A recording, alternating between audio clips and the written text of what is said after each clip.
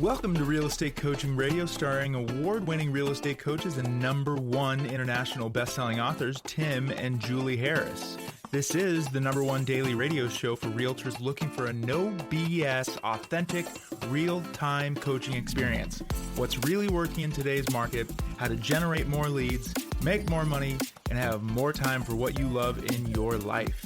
And now your hosts, Tim and Julie Harris. Hey, we're back. Welcome to Real Estate Coaching Radio. And some new numbers just came out. And Julie, I did not tell you this yet. Oh, do tell. The podcast continues to be the #1 listened to daily podcast for real estate agents in at least the United States. Excellent. Sounds like they like what we're telling them. I can pour on some more boring statistics. 93% of all of our listeners are in the United States. But I have to say that doesn't surprise me. United States, then Canada, then the rest of the world. It's the countries in the rest of the world that always amuse me, because we'll have like 25 downloads of people in countries that I have to go and hit up the Google machine to find out where the heck that country is. I know. It's been good for us geographically. Yeah, it's been good for us. Education. It's forced us to be smarter, but maybe it's an aberration in the machine, right? Maybe it's some sort of fault in the matrix, but still seeing those numbers come in from these foreign countries, honestly, it excites me, because there's what a lot of you guys don't know, and yes, we're going to get back to our topic, and it's the real estate agent's ultimate business and life plan. We're going to get back to that topic in 2 seconds. Today is day 3. But one of the things that goes underappreciated by most practitioners, that's all of you in the United States, is what a blessing the way the real estate works in the United States.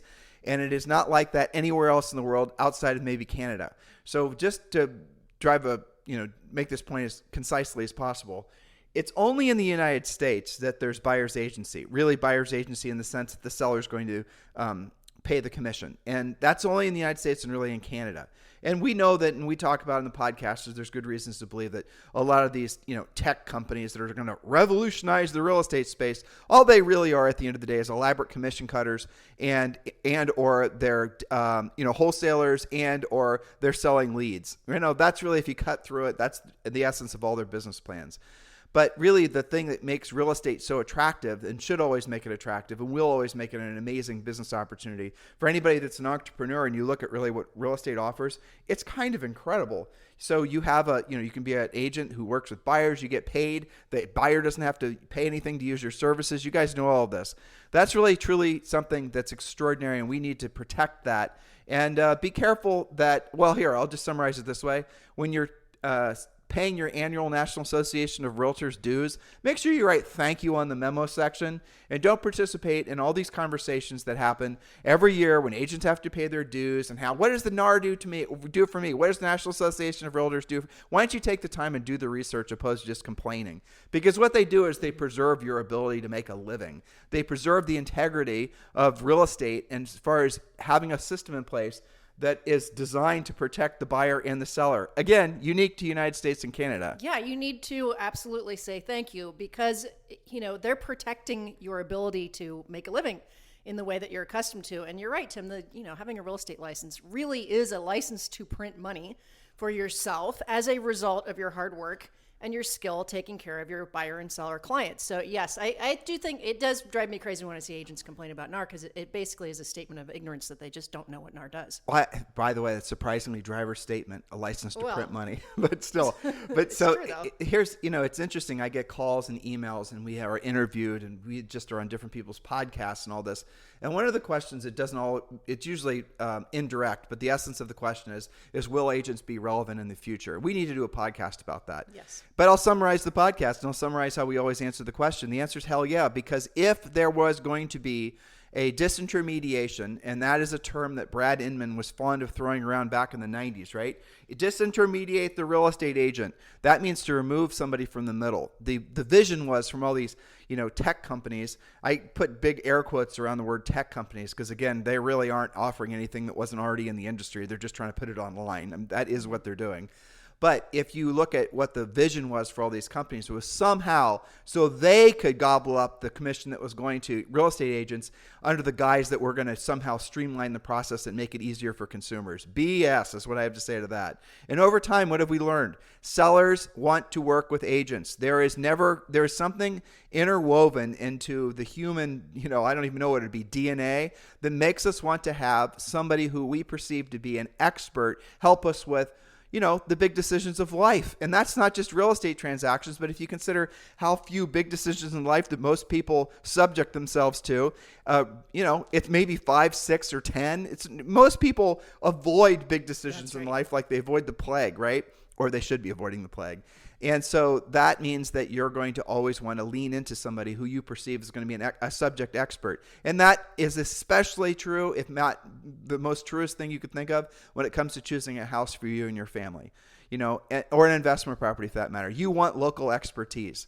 Julie and I are definitely real estate experts. We've earned the right to call ourselves real estate experts. Some people are referring to us as goats in the real estate coaching space, which frankly makes me feel old. It makes me feel old too. I appreciate it, but we're at the point in our careers where people who are younger than us, who are, millennials and whatnot, are referring to us as, the greatest of all time. And it's like, oh, come on now. I'm only in my early 50s. Can we hold that out until we're like for another 30 years, for God's sake? We appreciate it. But I think it gives us perspective that's different.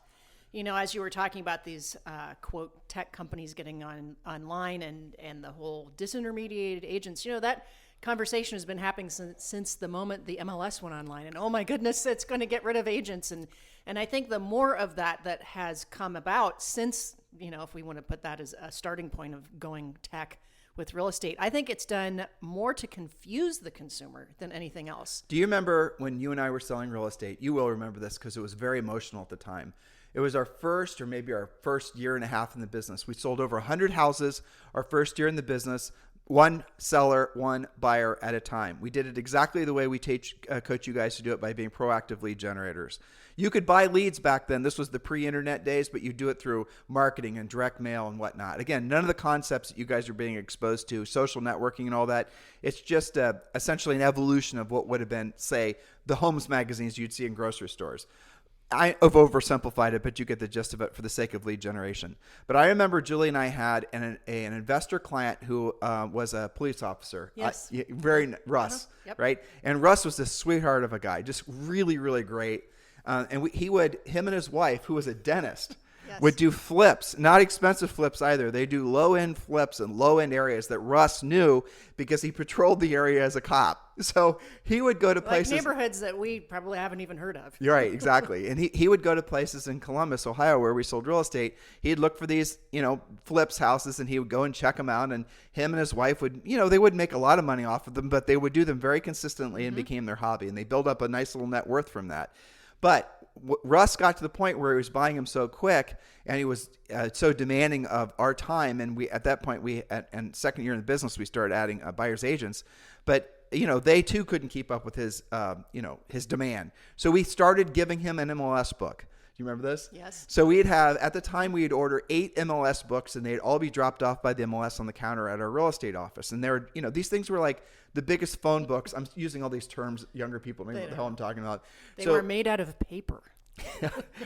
Here, I'll summarize it this way, what Julie just said. So there was these books, and they were huge, and they were, low end, made of paper, and the MLSs would print them. So the MLSs would gather the real estate listings information, and then they would print these books every single stinking week. It was extraordinary. It'd be a tiny little black and white picture with a tiny little description, about 12 of those per page. Yeah, it was amazing. Because amazingly, the entire Columbus MLS was in that book. Yeah, I know.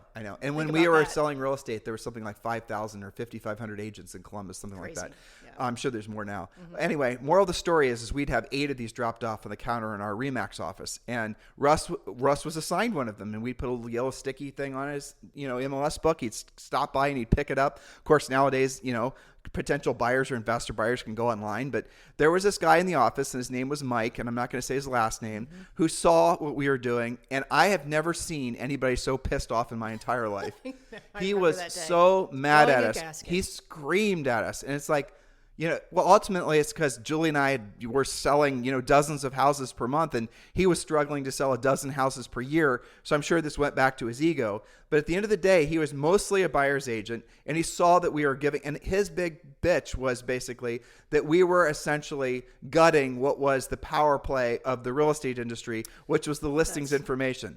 The proprietariness or the proprietary nature of I've got what you want. I've got the book. And he turned us into the Ohio Association of Realtors, the National Association of Realtors, and the Ohio Division of Real Estate, trying to get us in trouble for giving out MLS books. So what we did, knowing that he was going to act like that way, was we just had Russ get a real estate license and made him a buyer's agent, and we went, happily ever after. But what I'm trying to pass along to you guys is that the idea that you're going to disintermediate agents is not going to happen. The idea that you're going to remove agents from the transaction is not going to happen. So for those of you who have those thoughts bubbling around in your head, and there are a lot of you, because I get those calls and those, I had someone ask me, I have a son, actually another Mike asked me this question. Mm-hmm. I have a son who's got a great job. He's not getting much money. He's hit a glass ceiling. We're in our 60s. We're thinking about retiring or looking for an alternative path forward opposed to more, real estate deals. We want to bring him in. Do you think, Tim and Julie, that this is a good industry for me to introduce my early 30s son into? Hell yeah is the answer.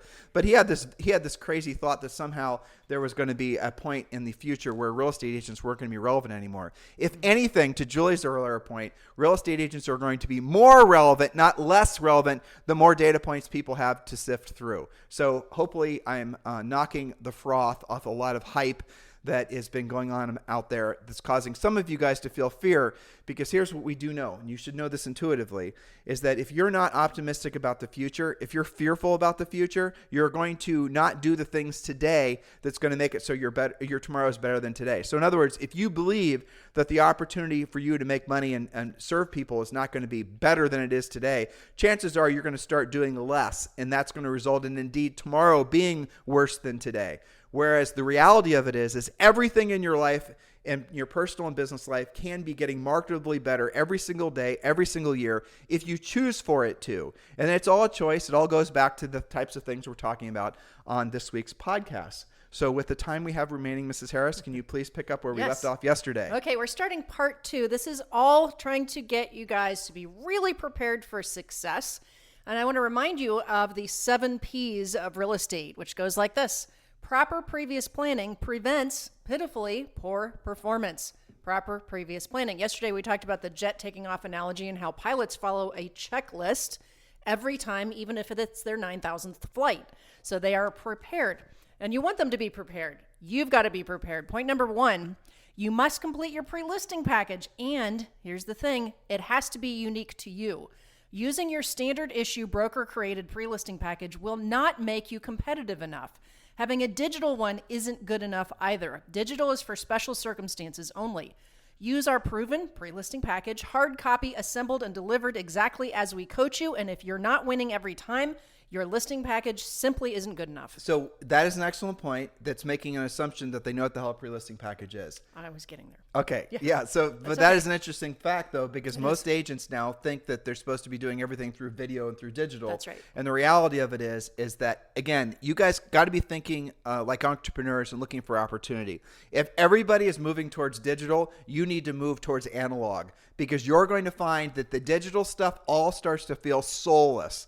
It's all going to feel the same. Someone's messaged me a PowerPoint presentation yesterday, and the PowerPoint presentation going through it was boring as hell. Now, had they been presenting it to me, I'm sure it would have been interesting. But just the very fact that they thought that they should be sending me some long, drawn-out PowerPoint almost killed the sale for them. And that you would be presenting it to yourself and reading it to yourself, and that you had time to read it, and that it opened correctly. All of those things, right? A pre-listing package is your silent salesperson if you do it correctly. A pre-listing package is designed, our pre-listing package is designed to remove all doubt and answer all the toughest, gnarliest questions that you live in fear of having asked of you. Otherwise known as objections, right? Exactly. An objection is an unanswered question in the mind of the prospect. You guys live in fear of objections because you don't get them until the end of what you believe to be a presentation, right?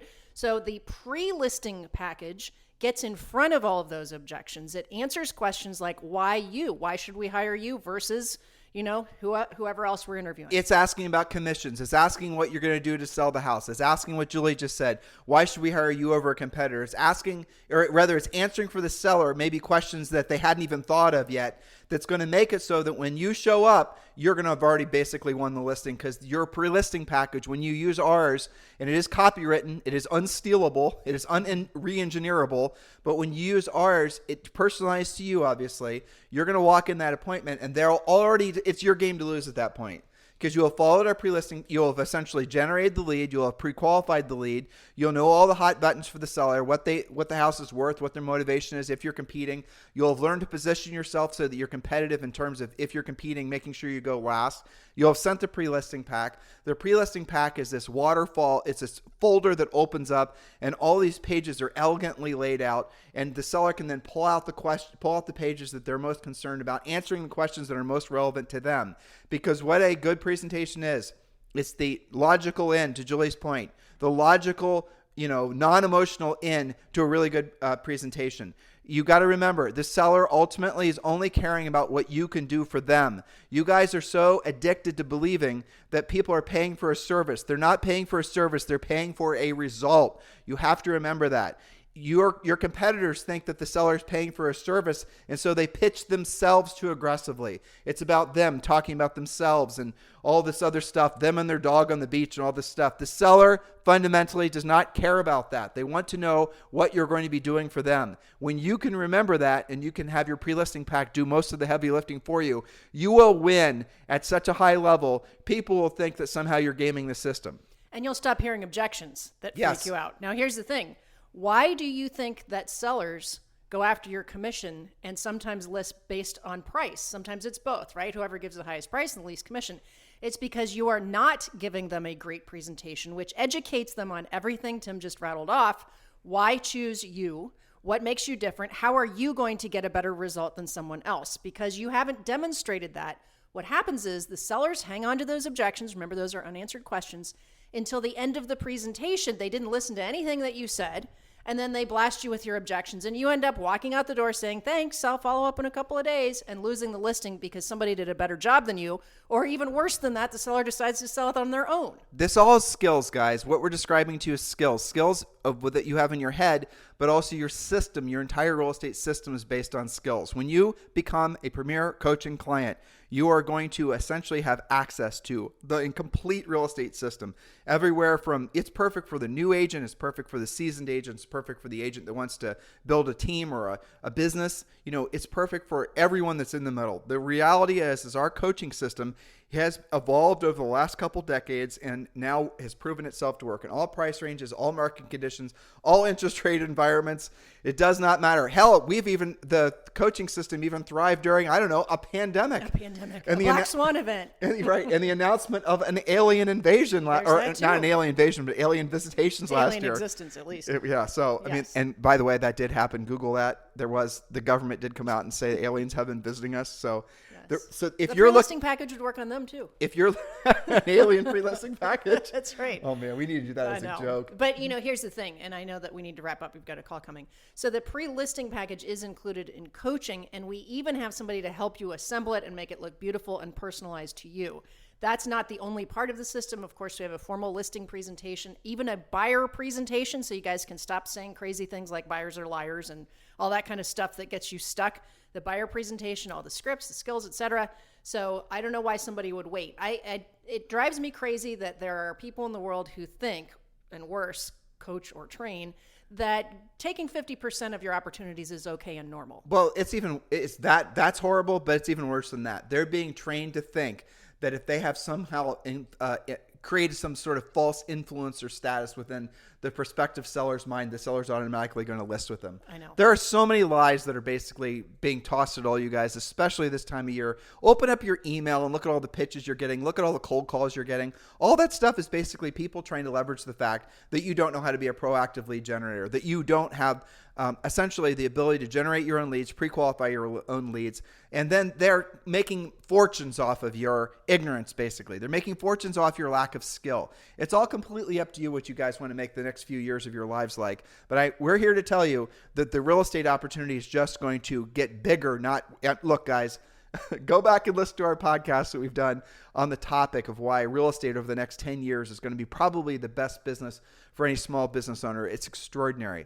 So in the meantime, here's your homework. If you've not yet downloaded your 2022 Real Estate Treasure Map, please do so by texting the word Harris to 47372. And when you do, you're also going to be entitled to a coaching call with one of our new member coaches. So text the word Harris, our last name, Harris, Harris, to 47372. And when you do, we're going to text you back a link. You do have to say yes to the link, and then we text you again, and we send you the download. Just following all the rules. And remember, data and message rates may apply. So go ahead and text the word Harris to 47372.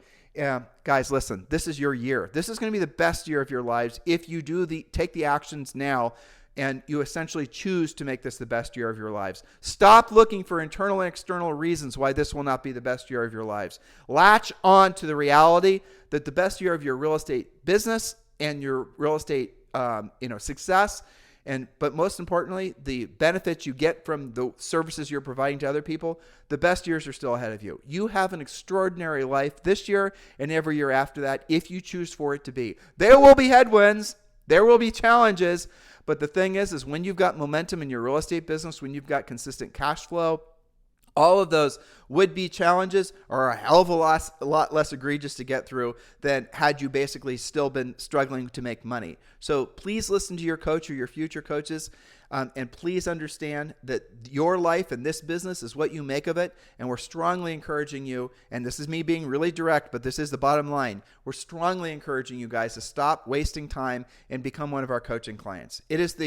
It's proven to be one of the most assured paths to the top of the mountain that you're going to find.